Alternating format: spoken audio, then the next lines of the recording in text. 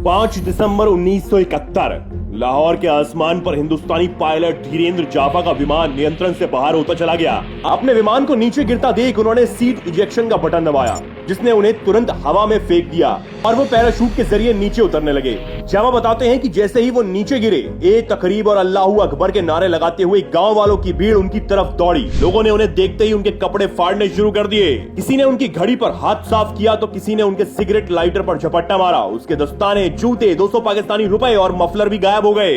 तभी जाफा ने देखा कि कुछ पाकिस्तानी सैनिक उन्हें भीड़ से बचाने की कोशिश कर रहे हैं। इतने में एक लंबे चौड़े सैनिक अफसर ने उनसे पूछा, तुम्हारे पास कोई हथियार है? जाफा ने कहा, मेरे पास रिवॉल्वर है जो शायद भीड़ ने उठा ली है, तो अब वह भी मेरे पास नहीं है। उस अफसर ने जाफा से पूछा, क्या जख्मी हो गए हो? तो जाफा ने कर्राते हुए कहा, लगता है रीढ़ की हड्डी चली गई है, मैं अपने शरीर का कोई हिस्सा हिला नहीं सकता। उसने पश्तो भाषा में कुछ आदेश दिए और जाफा को उन सैनिकों ने उठकर एक टेंट में पहुंचाया। जाफा की कमर में प्लास्टर लगाया गया और उन्हें जेल की कोठरी में बंद कर दिया गया। रोज उनसे सवाल जवाब होते। जब उन्हें टॉयलेट जाना होता तो उनके मुंह पर तकिए का गिलाफ लगा दिया जाता ताकि वो इधर उधर ना देख सकें। एक दिन उन्हें इसी बिल्डिंग के एक दूसरे कमरे में ले जाया गया। जैसे ही वो कमरे में पहुंचे, उन्हें कई सारी आवाजें सुनाई देने लगी थी। जैसे ही वो कमरे के अंदर घुसे, अचानक से सारी आवाजें बंद हो गई और एक स्वर जोर से गूंजा, जेफ सर। और फ्लाइट लेफ्टिनेंट दिलीप पारुलकर उन्हें गले लगाने के लिए तेजी से आगे बढ़े। उन्हें दिखाई नहीं दिया कि जाफा की ढीली जैकेट के भीतर प्लास्टर बंधा हुआ था। वहां पर 10 और युद्धबंदी पायलट मौजूद थे। इतने दिनों बाद एक भारतीय चेहरा देख जाफा की आंखों से आंसू बह निकले। इन कमरों में 10 और भारतीयों को बंधक बनाकर रखा गया था। इन बंधकों में शामिल थे विंग कमांडर बनी Coelho, flight lieutenant Dilip Parulkar और मलविंदर सिंह गेरवाल, कुरुविला और हरीश सिंह, जो जाफा की तरह ही युद्ध की वजह से यहाँ फंस गए थे। जाफा कमरे में भेजने के बाद युद्धबंदी कैंप के incharge squadron leader Usman Hanif ने मुस्कुराते हुए कमरे में प्रवेश किया और कहने लगे, मैंने सोचा कि मैं आप लोगों को क्रिसमस की मुबारकबाद दे दूं। वो शाम एक यादगार शाम रही। हंसी मजाक के बीच वहां मौजूद सबसे सीनियर अफसर विंग कमांडर बनी कोयलो ने कहा कि हम सब मारे गए सभी साथियों के लिए मौन रखेंगे और उसके बाद हम सब राष्ट्रगान गाएंगे। जाफा बताते हैं कि 25 दिसंबर 1971 की शाम को पाकिस्तानी जेल में जब भारतीय राष्ट्रगान के स्वर गूंजे तो उनके सीने गर्व से चौड़े हो गए। इस बीच भारत की नीति नियोजन समिति के अध्यक्ष डीपी धर पाकिस्तान आकर वापस लौट गए, लेकिन इन युद्धबंदियों के भाग्य का कोई फैसला नहीं हुआ। 1971 की लड़ाई से पहले एक बार पारुलकर ने अपने साथियों से कहा था कि कभी उनका विमान गिरा दिया जाता है और वो पकड़ लिए जाते हैं तो वो जेल में बैठेंगे नहीं और वहां से भागने की कोशिश करेंगे, और यही उन्होंने किया भी। बाहर भागने की उनकी इस योजना में उनके साथी थे फ्लाइट लेफ्टिनेंट ग्रेवाल और हरीश सिंह जी। तय हुआ कि सेल नंबर 5 की दीवार में 21 बाई 15 इंच का छेद किया जाएगा जो पाकिस्तानी सेना के रोजगार दफ्तर के अहाते में खुलेगा, और उसके बाद 6 फुट की दीवार लांघकर वो माल रोड पर कदम रखेंगे। इसका मतलब था कि करीब 56 ईंटों को उसका प्लास्टर निकालकर उसे ढीला करना और उससे निकलने वाले मलबे को कहीं छिपाना। कुरुविला ने एक इलेक्ट्रिशियन का एक स्क्रू ड्राइवर चुराया और गेरेवाल ने कोका कोला की बोतल में छेद करने वाले धारदार हथियार का इंतजाम किया। रात में दिलीप पारुलकर और गेरेवाल 10 बजे के बाद प्लास्टर खोदना शुरू करते। हैरी और चाची नाम के दूसरे कैदी इस बात की निगरानी करते कि कहीं कोई आ तो नहीं रहा है। इस बीच ट्रांजिंडर की वॉल्यूम को बढ़ा दिया जाता। उस समय भारतीय कैदियों को जिनेवा समझौते की शर्तों के हिसाब से 50 फ्रैंक के बराबर की मुद्रा हर माह वेतन के तौर पर मिला करती थी, जिससे वो अपनी जरूरत की कुछ चीजें खरीदते और कुछ पैसा बचाकर भी रखते थे।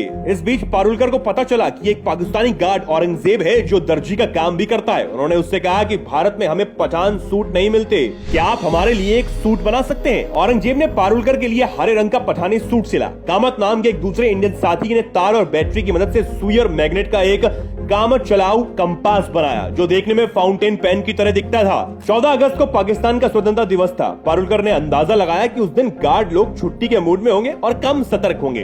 12 अगस्त की रात उन्हें बिजली कड़कने की आवाज सुनाई दी और उस समय प्लास्टर की आखिरी परत भी जाती रही। 3 लोग छोटे से छेद से निकले और दीवार के पास इंतजार करने लगे। धूल भरी आंधी के थपेड़े उनके मुंह पर लगने शुरू हो गए थे।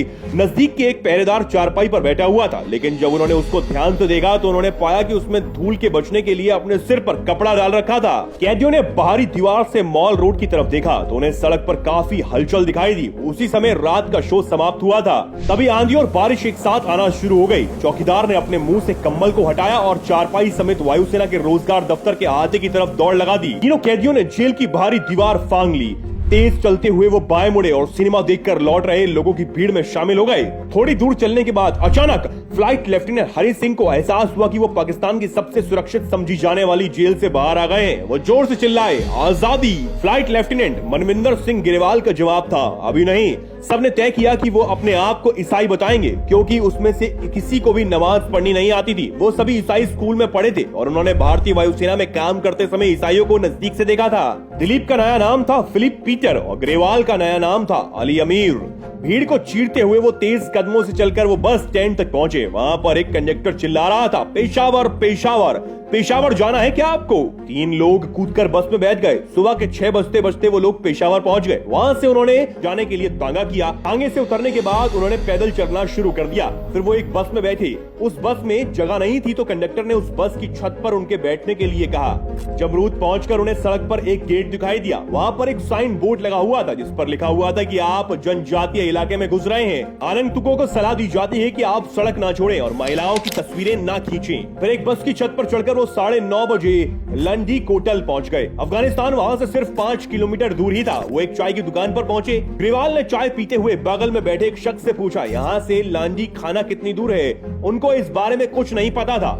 चाय स्टॉल के लड़के ने बताया कि टैक्सी से वहां तक पहुंचने के लिए 25 रुपए लगेंगे। ये तीनों टैक्सी वाले की तरफ बढ़ी रहे थे कि पीछे से एक आवाज सुनाई दी। एक फ्रॉड व्यक्ति उनसे पूछ रहा था कि क्या आप लंडी खाना जाना चाहते हैं? उन्होंने जब कहा हाँ, तो उसने पूछा कि आप तीनों कहां से आए हैं? दिलीप और गौरी ने अपनी पहले से तैयार कहानी सुना दी और उस शख्स की आवाज कड़क हुई और वो बोला कि यहाँ आसपास लंडी खाना नाम की कोई जगह नहीं है। वो तो अंग्रेजों के जाने के साथ ही खत्म हो गई। शक हुआ कि ये बंगाली है जो अफगानिस्तान के रास्ते बांग्लादेश जाना चाहते हैं। ग्रेवाल ने हंसते हुए जवाब दिया कि क्या हम आपको बंगाली दिखते हैं? आपने कभी बंगाली देखे भी हैं? बहरहाल तहसीलदार के इस नौकर ने उनकी एक ना सुनी और उन्हें तहसीलदार के पास ले गया। तहसीलदार भी उनकी बातों से संतुष्ट नहीं हुआ और उसने कहा कि हमें आपको जेल में रखना होगा। अचानक दिलीप ने कहा कि वो पाकिस्तानी वायुसेना के प्रमुख स्क्वाड्रन लीडर उस्मान से बात करना चाहते हैं। ये वही उस्मान थे जो रावलपिंडी जेल के इंचार्ज थे और भारतीय युद्ध बंदियों के लिए क्रिसमस का केक लेकर आए थे। उस्मान लाइन पर आ गए। उन्होंने कहा कि सर, आपने खबर सुनी ही ली होगी, हम तीनों लंडी कोटल में, हमें तहसीलदार ने पकड़ रखा है। क्या आप अपने साथियों को भेज सकते हैं? उस्मान ने कहा तहसीलदार को फोन दें। उन्होंने कहा कि ये तीनों हमारे आदमी हैं,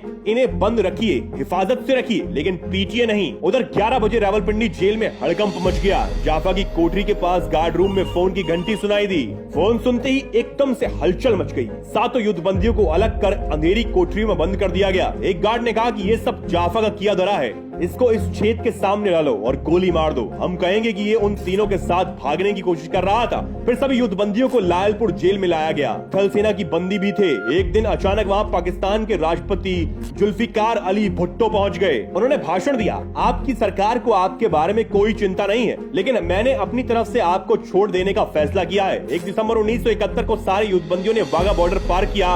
उन्हें शौक था कि उनकी सरकार ने उन्हें छुड़ाने के लिए कुछ भी नहीं किया। भुट्टो की दरियादिली से उन्हें रिहाई मिली, ना कि उनके अपने देश की सरकार की बदौलत। लेकिन जैसे ही उन्होंने भारतीय सीमा में प्रवेश किया, वहां मौजूद हजारों लोगों ने मालाएं पहनाकर उन्होंने गले लगाकर उनका स्वागत किया। पंजाब के मुख्यमंत्री ज्ञानी जैल सिंह खुद वहां मौजूद थे। वाघा से 22 किलोमीटर दूर तक उनके स्वागत में सैकड़ों बंदरबाद बनाए गए। लोगों का इतना प्यार देखकर उन युद्धबंदियों को गुस्सा जाता रहा। कुछ इस तरह हमारे वीर जवान वापस भारत लौटे और उन्होंने कितनी परेशानियां झेली। वीडियो पसंद आई हो तो लाइक और शेयर जरूर करें। ऐसी ही कहानी और नॉलेज की ढेर सारी बातों से जुड़े रहने के लिए चैनल को सब्सक्राइब करें और बेल आइकन को दबाना ना भूलें ताकि हम आप तक जल्द से जल्द पहुंच सकें। शुक्रिया।